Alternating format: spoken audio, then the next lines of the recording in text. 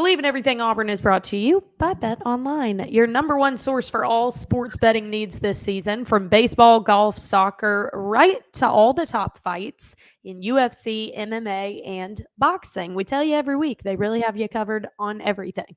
Every stat, every matchup, and even live odds and spreads while the games are being played. And when the game is over, head on over to our online casino and get in on a game of blackjack or poker or unwind with over 150 slots games. So head to their website today to get in on the action and use promo code Bleav for a 50% welcome bonus on your first deposit. Again, that code is BLEAV. Bet online. The game starts here. War Eagle, everybody. Welcome back. I'm Taylor Davis. He's Jason Campbell, and we're here to talk everything Auburn. But we're not going to be alone this episode. We have rallied in a fantastic guest. I know I say that every week, but I feel really strongly about this one because it was fantastic. Linebacker Eugene Asante is joining us here in just a few minutes. It was actually a pretty lengthy conversation. We covered a lot of topics. So Jay and I really don't have a ton that we're going to bore you with. We're going to jump right to the interview, other than one major topic that hit the sports world this past week, and I wanted to get Jay's take on it. So first of all, what up, Jay Cam? What's happening? Just out here living a dream, as they say. I always love your first response. I never know what it's going to be. Living the dream indeed. But really quickly, just wanted to talk about some of the drama that has ensued. Yeah. I mean, for all my people out there that like both sports and trash reality TV, this has been a combination of the two this week. Bigger news, well, it hasn't really been in the news cycle, but where it all started, huge congratulations to Tennessee for clinching their first ever national championship in baseball. Omaha concluded with an SEC matchup, like we mentioned last week, Texas A&M against Tennessee. Neither program had ever won a national championship, and Tony Vitello and the Vols finally got it done. Cue Peyton Manning and Morgan Wallen up in a suite celebrating, and Rocky Top was blasting all night. Hats off to them.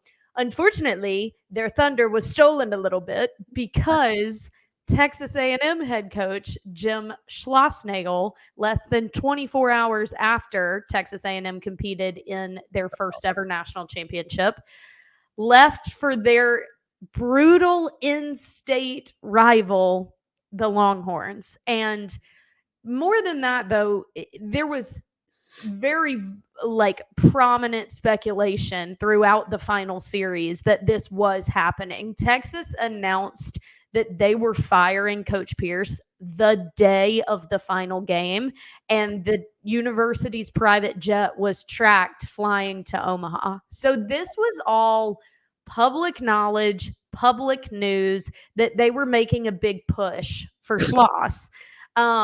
And then ultimately he did take it. He brought with him all of his assistant coaches and kind of left with both middle fingers in the air after berating a reporter in a post-game press conference for asking about the inevitable topic that was literally everywhere. And the man went on a rant about how he took the Texas A&M job so that he would never take another job. So the Aggies felt very misled. They felt like it was handled in a very slimy manner. And coaches leave, coaches depart. It's never going to feel great. It's kind of like a breakup, it's always going to be a little I do think they have a leg to stand on, though. Like, he was moving in ways that are really hard to respect. Yeah. We talk about players transferring left and right.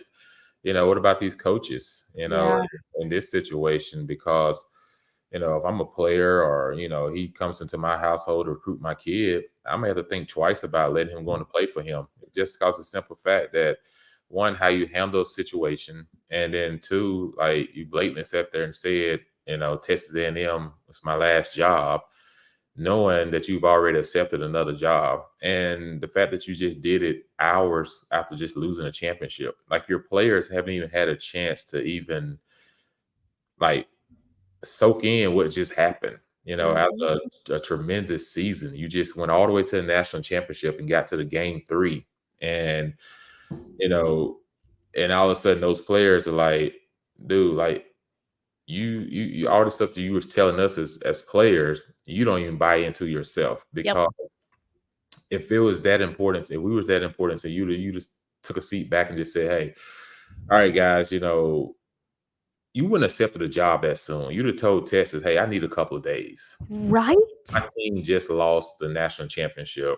I got to talk to my players. I got to do exit meetings, all those different things. And just give me a second because these guys meant something to me. And they Yes. deserve to hear from me first before public knowledge just comes up.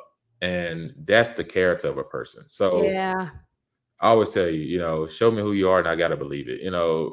So it's going to be interesting this year when those two face each other. And that's going to be interesting now because Texas A&M and Texas is in the same They're conference. both in the SEC now. Like, I just don't. I mean, I have to assume he was hoping it was going to incite more of a bidding war between the two, and A&M must not have matched. I don't know that to be fact because otherwise, other than preferring living in Austin to College Station, no offense, College Station, but like Austin does have more. Austin is a town separate from the college. There's a lot to Austin. So if that was part of your incentive, but otherwise, to bail when you finally got a place to the point that you wanted it at. And he said in the postgame press conference, like, I poured my soul into this job. I poured every ounce of me. Well, then why do you leave the second that you're on the precipice of what you wanted? Like, and all of these majority of them were able to come back. It's not like you're losing some, Paul Skeens, Dylan legendary team and your turnover is about to happen. Caden Kent, Jace Laviolette, who are now in the transfer portal, but they were very much coming back. What also is so slimy is that a lot of the players have posted on social media platforms that they found out the same way the public did. No team meeting was called. He wasn't texting any of his players individually. One even said he texted the coach and asked, are the rumors true? And got no reply. Right. Like, that's where I'm like, what kind of tunnel vision on self do you have as a head coach if you are doing this to the people within your program? The public perception is going to be what it is. You can't change it. Even if you did it the most cookie cutter way, you're going to have Barstool Texas A&M that's pissed at you. I get that. But the internal frustration, the players, parents of players, ops people that feel they were completely bamboozled, that is what I am baffled by. Yeah, that's the part that, coaches going to take jobs other places all the time. Totally. Going to leave. That's just the world we live in. And it used to be a rule not to go to your rival school. Now it's just seemed like that just doesn't matter. It's almost like money talks, right? So whoever pays the most is where some people's going. That's not always the situation to be in either. So I just feel like from a player perspective, like, coach, if you're going to leave, we just lost the national championship. At least call a team meeting. At least let us address the rumors and everything in a private setting with the players and everything. And then, make them feel like they wasn't just a stepping stone to where you was trying to go to in the first place. Yeah. That you really just feel like, hey, sometimes relationships get hard, and players that may not have anything to do with you. It's just another direction that I need to go. But they need to hear that from you first. All the things you try to tell these players, commitment, loyalty, stick with the program, all these things. But in the meantime, this didn't pop up all of a sudden when they was in Omaha. Texas must have been flirting with you a month ago. Yes, apparently. Like, obviously A&M feels some type of way, and it does. Like, that's a really crappy ending for a season that was legend. Like, truthfully, even in game 3, it was anyone's game. Like, Tennessee and Texas A&M were so well matched. Like, it could have gone either way. Like, they were an incredible team. They went into the final game with an identical record. Like, hats off to them and everything that they accomplished. And we're sitting here talking about how they're upset at their former coach and he left them high and dry a day later. Like, it's always going to be a little tainted because of that, but it'll be interesting to see how that one plays out. And you're right, the A&M Texas rivalry and now being in the same conference. Gird your loins, everyone. All righty. Well, we've got quite a lengthy interview with Eugene Asante, so we will go ahead and get to it. Thank you so much for listening. As always, make sure you subscribe if you haven't already. You'll receive a notification whenever we release an episode. Great ones like this with fantastic guests you don't want to miss. So make sure you do that. You can also find us on YouTube. If you're listening as a podcast right now, but you want to see Eugene's pearly whites, you can catch us on YouTube, Bleav's YouTube channel. Just search Bleav in Everything Auburn, and all of our episodes are there in video format as well. So without further ado, here's the interview. Peace. We are welcoming in our special guest, someone that Jay and I are super pumped to talk to, also have a ton of respect for, and a lot of high hopes for the upcoming season. Everyone welcome in Auburn linebacker Eugene Asante. War Eagle Eugene, so good to have you on the podcast and get to catch up a little bit before the chaos of season, which is right around the corner. So how are you? How has summer been so far? And what are you most looking forward to about this upcoming season? Yeah, the summer's going great. The team is really coming together well. Just the chemistry within the team, everybody's seemed to be bought into everything Coach Freeze is teaching us. So we're just trying to hit this summer full force and, put the best product out there come fall. So we're going hard. It's a lot. It's a lot of, 2-a-days, things like that. But, I know the work will be well worth it. So. Talk to me a little bit about your growth, your development. I remember talking to you last year. I looked back at my notes and you had mentioned to me a play in the Cal game. You said, Coach sent me on a blitz. They were running it. And when I watched it back on film, I could see that had I not made that tackle, they would have gone for a huge game. And you told me that seems like a small thing, but it really opened my eyes to the kind of impact that I can have. And what you think is small actually can impact the guys around you as well as the outcome of the game. And then the rest of the season, we saw you take off and run with that thing. Walk me through the past year or so of your development as a player and specifically settling into this role that you now have at Auburn. Yeah. When I look at my Auburn journey, it's been a roller coaster. 2022, I was primarily on scout team after 4 games. Went to my coach and asked to be on scout team just because I wasn't getting playing time and I wanted to contribute some way to the team and perfect my skills at the time. And then when Coach Freeze and his staff came in, I was so amped and trying to prove to them I am the player that I believe I can be. Yeah. And, when they came in, they, just breathing confidence into the players and just letting us know that they truly did believe in us. So UMass game comes and I get some good quality defensive snaps. Mm-hmm. And it was good. It was a good performance. We got the dub, and it was just exciting to be out there. And then Cal game comes. They tell me I'm starting week 2, and it just kind of took off from there. Yeah. My confidence, and I just continue. Like I sit here and I continually thank God, and I thank Coach Freeze and his staff for that opportunity, giving me that opportunity, because I sat here in my room, my college room, and I prayed for somebody to give me an opportunity, and they gave it to me. So. I'm forever indebted to them for everything they've done for me in my career, and I'm going to continue to try to make them proud every single Saturday I'm out there. Eugene, you talk about, last year you end up starting probably about the 3rd game or something, and for the rest of the season, you finished with 86 total tackles, 55 solo, 31 assists, and you had 5 sacks. Man, do you circle the calendar and say at the end of the year, I'm going to have 100 and something tackles because I'm gonna play in 3 more games than I did last year? Yeah. And do you have a goal in mind? Like, are you consider yourself, I got to get 10 tackles this game type of linebacker? I got to get my hand on one football. I got to get a fumble. I got to get an interception. I haven't seen you get an interception yet. Yeah. But It's coming. But just talk about goals for yourself going into this season, as a whole, just for you before we talk about you as a team, but just you. Yeah. I think about those things a lot. And I used to think, to be honest, I used to think it was super selfish to have like certain goals. But if you prioritize overall team success, and those individual goals are going to come. And I sit here and I have notes that I write to myself. Certainly 100 tackles is on there. Like you said, I want to get my hands. I want to catch an interception this year, so I got like four plus. Every goal I set, I always try to put plus on it because there's not a limit to what God can do. Totally. So I put like 100 plus tackles, 4 plus interceptions.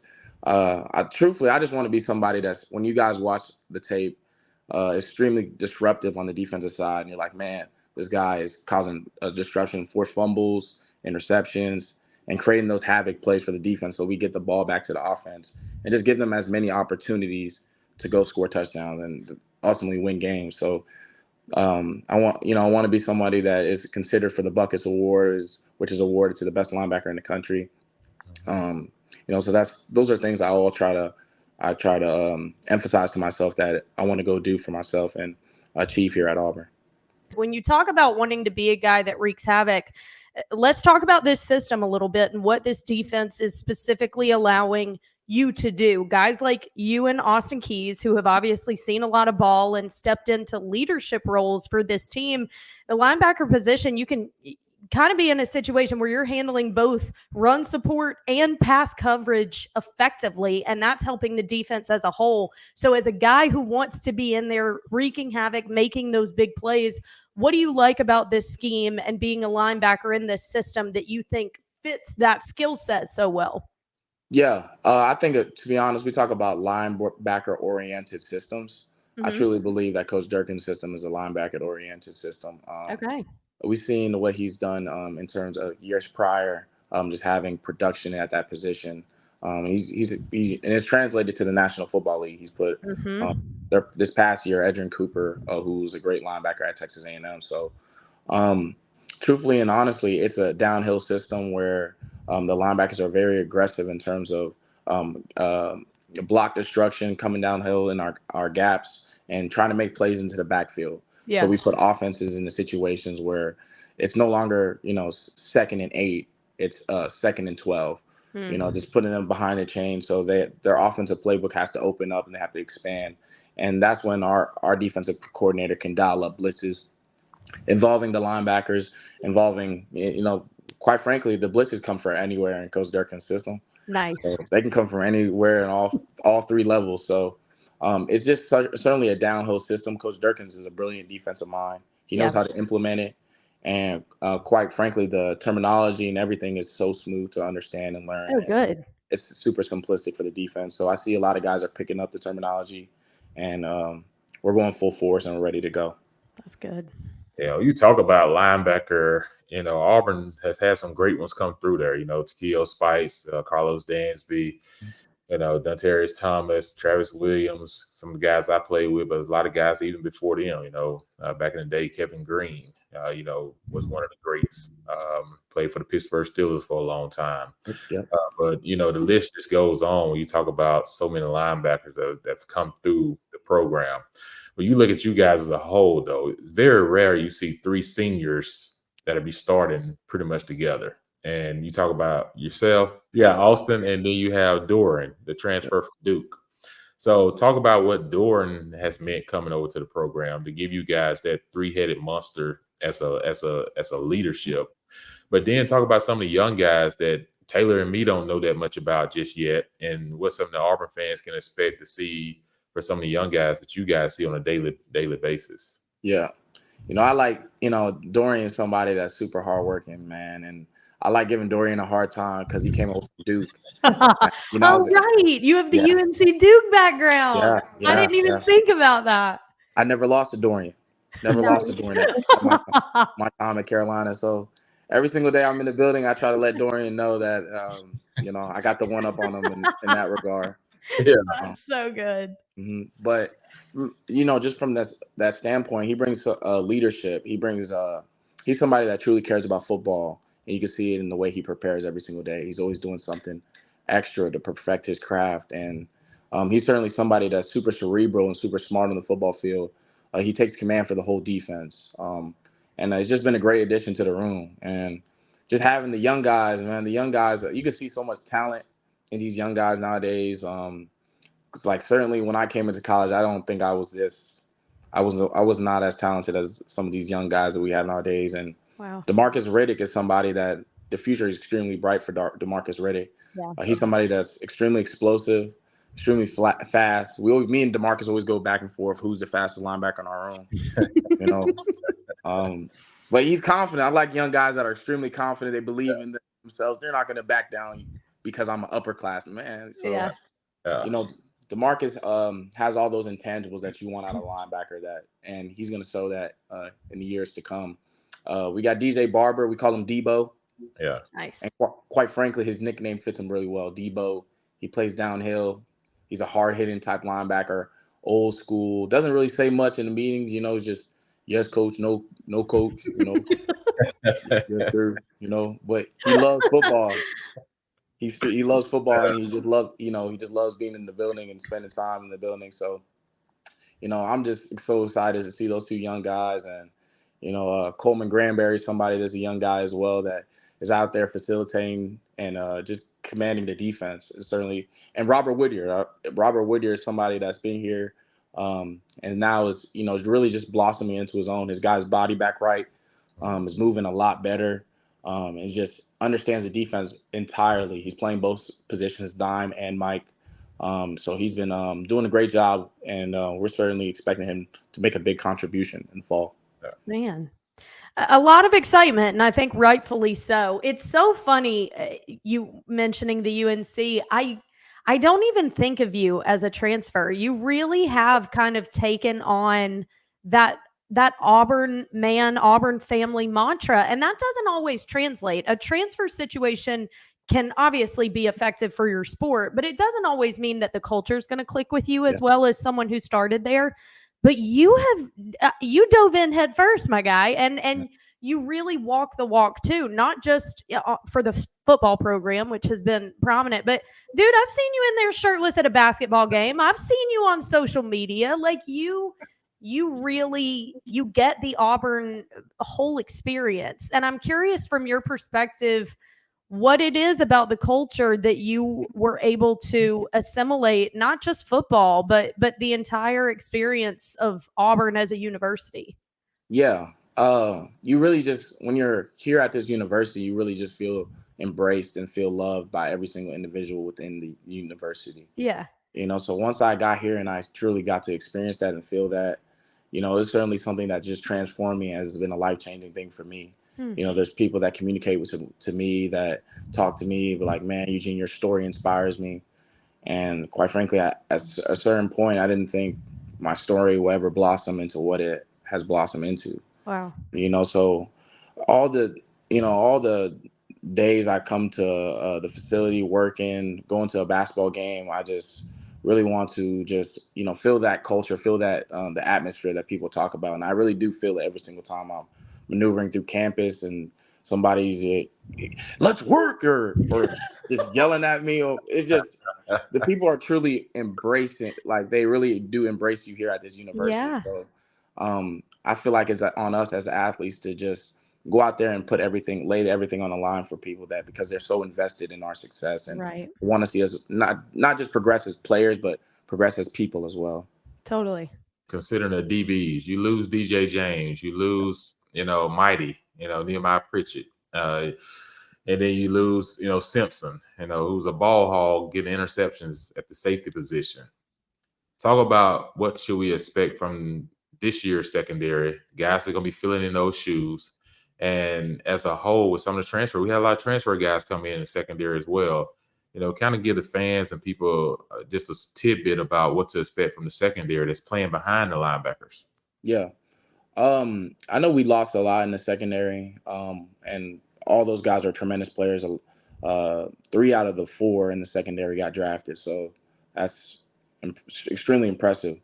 We got guys coming in. We got Jaron Thompson, who has transferred in from Texas, who's a leader in the secondary, who gets everybody aligned, knows the checks, knows the adjustments, motion adjustments, knows how to facilitate the defense in terms of the back end and coverages.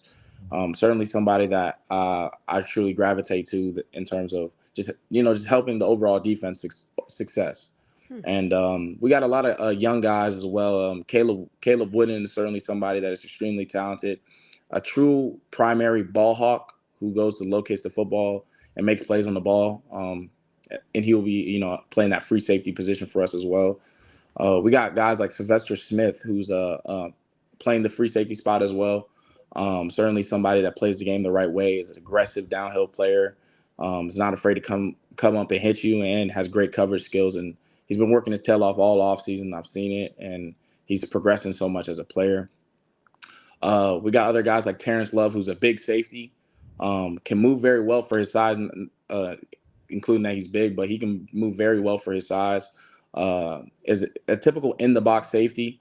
He'll be probably playing boundary safety, but he's somebody that makes a big contribution in that room. And, we got a lot of guys that are going to, be contributors for us. And I really am confident in everything they're doing because the preparation's there. You see the attention to detail, and they're ready to, prove to people that they can step up and be the people that, be the players that they say they want to be.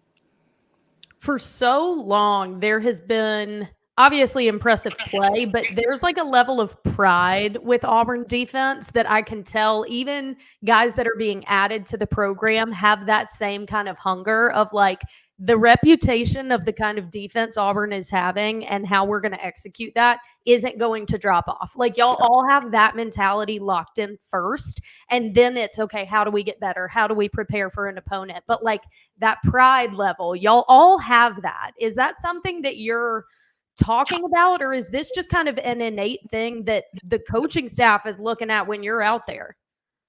Yeah, that's a great question. To be honest, for me, and I think for our defense, we really gravitate to the defenses that played here prior. Yeah. We try to, we break it down on what they break it down on every single day. So we're trying to continue to keep that that legacy, that tradition of the Auburn defense, because we know there's players in the past, Tikio Spikes, Deshaun Davis, guys that have laid the foundation for what type of defense we should be. So every single time I step out there on the field, I understand that I'm not just playing for myself, my family. I'm playing for an institution. I'm playing for alumni that have poured into this this university. So I want to go out there and give the best performance. So truthfully and honestly, to answer your question, the heritage, the tradition that was laid by the prior Auburn defenses, we take pride in that, and we don't want to go out there. We want to go out there and every single Saturday, let that be known that we're going to continue to be the Auburn defense for years to come. I love that. Yeah, inside your great defense, you got a chance to win. Like they say, offense sells tickets, but defense wins championships. And it's kind of hard nowadays. It's a lot of pressure put on defenses. And, you personally, a guy that loves to hit, loves to find the ball, how hard is it with the new rules and everything that's kind of changed? Like, because it's almost like you take out the human element. You're trying to go hit a guy. You can't tell if the running back's going to drop his head or not. And now the new rule has come out this year. You can't really do the jump on the back where you kind of pull a guy down from behind and everything. So how does the rule changes affect the way you guys play defense? Yeah, those rule changes, it's hard, to be honest. It's really hard to adjust.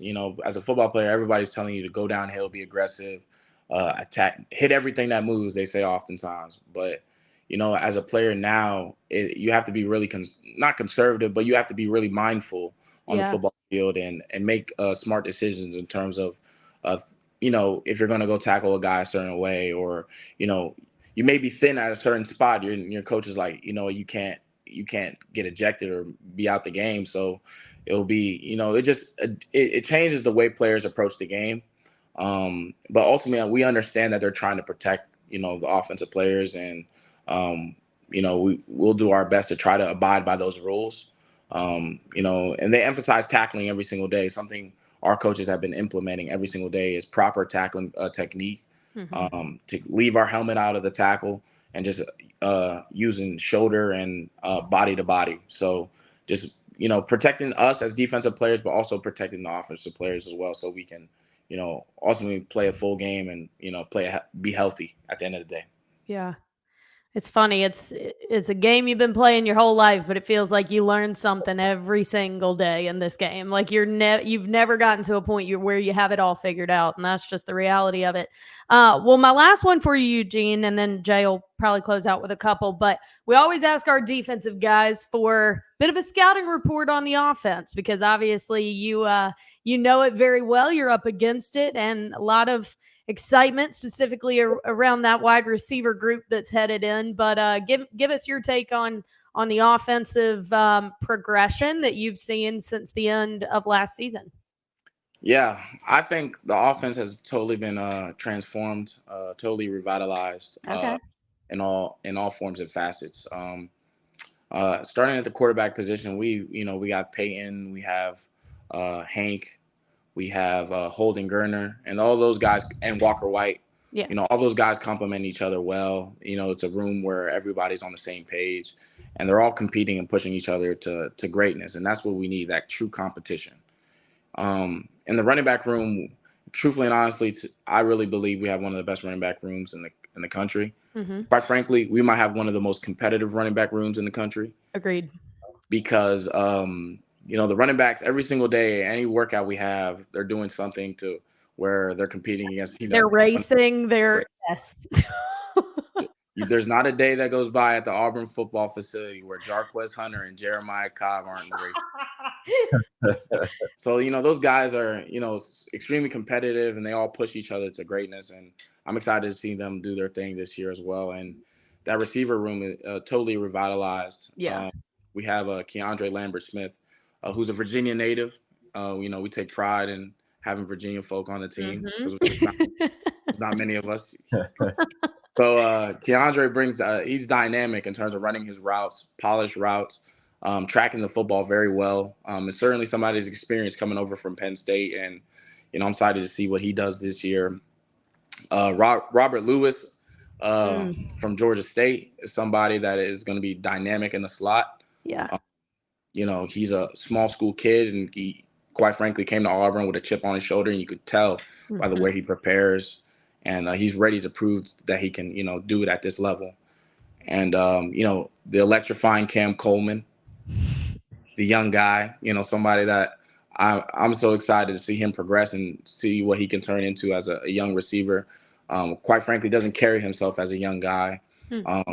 Whenever I'm in the facility getting extra treatment or doing extra stuff in my body, Cam Coleman is always there. He's one of the last guys to leave. It's a good sign. And truly cares about it. You can tell in his preparation, and he's God gifted in terms of tracking the football and making those contested catches. So yeah. The free four into its entirety, Bryce Kane is somebody who's electric with his feet, extremely fast, and he has that run after a catch ability. He's very twitchy. Yeah. So I'm excited to see him progress. And Perry Thompson, somebody who's also a big body. Perry looks like he can play. We can put him in a defensive jersey, and he'd be out setting the edge pretty well. Durkin may try to after a little bit. I might pitch the idea to him.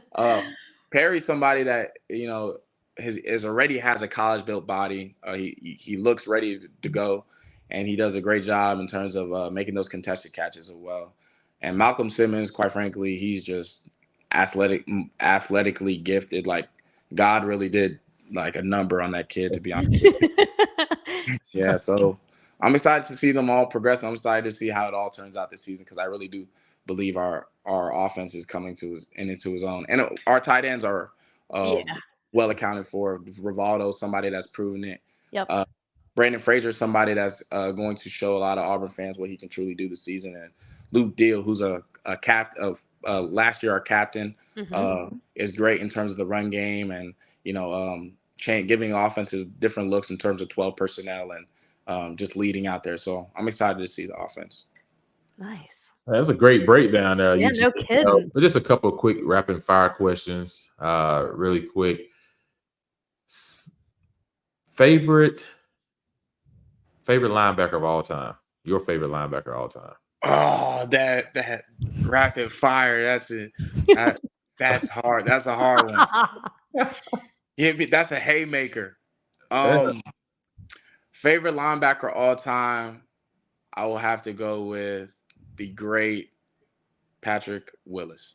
Oh, okay. Okay. See the resemblance. Yep, I can see that. I can see that. It's a good one. See that. Okay. If Auburn goes undefeated this year, who would be the biggest reason why? Oh, damn, Jay, with the hard hitting questions. That's a great question as well. It is.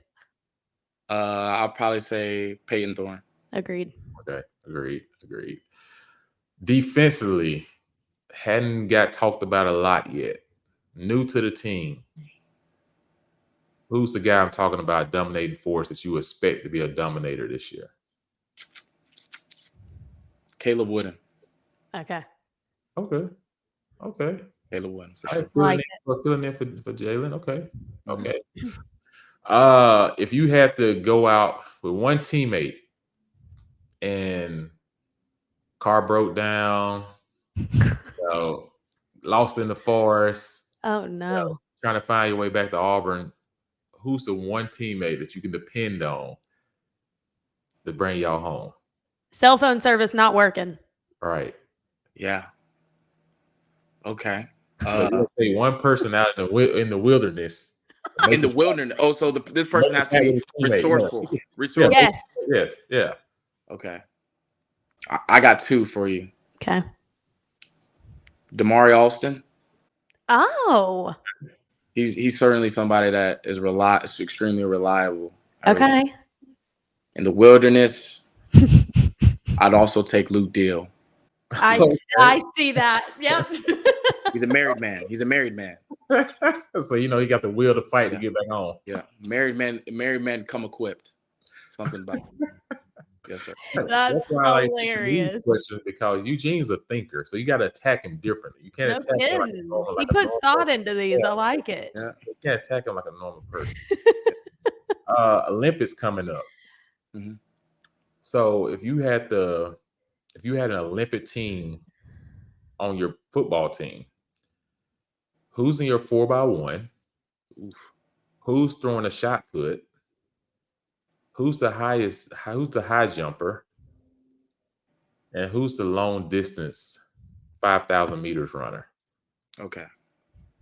That's great. 4x1. That there's a lot of guys with speed. Yeah. And I'm gonna break it down I'm gonna break it down for each leg. Okay. I probably put myself as the one spot. Nice. I'm gonna start us off well. We're gonna be a good start. At the 2 spot, I put Keontae Scott. Okay. I feel like he'll run the straightaway very well. I like that. At the 3 spot, I'll put Jarquez Hunter. Mm-hmm. Somebody that's used to running the curve and extremely fast on the curve. At the 4 spot, the fastest man on the team, J.C. Hart. Really? Wow. Yeah. Okay. Yeah. The shot put you said. Yep. The shot put. You probably want somebody that's a bigger body, bigger frame. Mm-hmm. Extremely explosive. I'll put my roommate, Bobby. Quintrell Jamison Travis. Oh, okay. Yeah. All right. Yeah. Bobby? Yeah, Bobby. Okay. That's what you call him, Bobby? Yeah. Oh, why? Yeah. I believe at his junior college, he got the nickname Bobby because his teammates believed he looked like a prominent rapper named Bobby Shmurda. Yeah. Okay. Roger that. Yeah. That's good. Okay. High jump was the next one, correct? Yep. High jump. Undisputedly, Malcolm Simmons. Mm-hmm. Oh. Yeah. Has a background in it in high school. Oh. Bleav was a state qualifier in it. And quite frankly, I think he could have came to college and did track as well. So probably. Yeah. Okay. Long distance runner. Who's winning it? Long distance runner. Yeah, them long distance folk, they're built different. They are. I'll put Peyton Thorne. Wow. Okay. I'll put Peyton Thorne from the standpoint of I see him in our team runs, and quite frankly, I think Peyton has a different gear in terms of long distance. He quite frankly doesn't get tired to me. Interesting. Yeah. Okay. Yeah. Eugene, you know your teammates very well. That's You impressive. do. That is really impressive. Eugene, it has been such a pleasure having you on. We seriously appreciate your time, everything that you represent, how committed you've been to Auburn, how committed you've been to your faith through every bit of your success and your failure. Giving the glory to God every step of the way is something that Jay and I certainly resonate with, and definitely appreciate you utilizing your platform for that as well. So keep doing the good work. Keep playing your tail off, because it's been a blast to watch. And we look forward to all the success that you and the team have this season. Yeah, thank you guys so much for having me. I appreciate it. Yep. War Eagle. War Eagle.